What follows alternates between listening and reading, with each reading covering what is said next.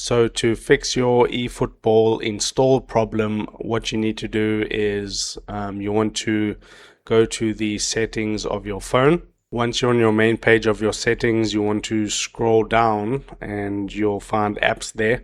Tap onto apps and then you'll see the search bar at the top. Just tap onto the search bar, and what you want to search for is Google Play. And you don't click on Google Play Services, you scroll down until you get Google Play Store. Tap onto Google Play Store, and the first thing that you want to do is force stop the application. So tap force stop and then do that.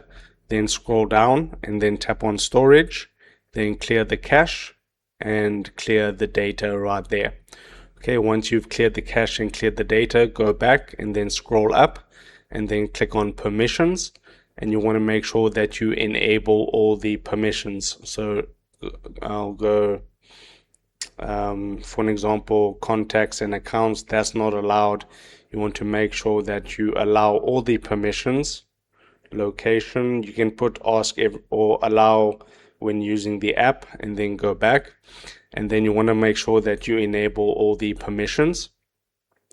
And then another thing that could be happening when you try to install eFootball is once you're on your main page of your settings, hit the search bar and then type storage and then tap onto storage right here. And that's going to check your storage, and you want to make sure that you have enough storage for the game. It's about 3.5 GBs. So you can see I've got 54% used of 256 GBs. So I have more than enough to go ahead and install eFootball. Now, before you go back to the Play Store and install eFootball, hit the power button on your phone and then just quickly restart your phone. That'll get rid of any bugs on your current run of your phone. Then you can go back to the Google Play Store. You can hit search. You can tap on search apps and you can type in eFootball. And then when you find it, just tap onto it.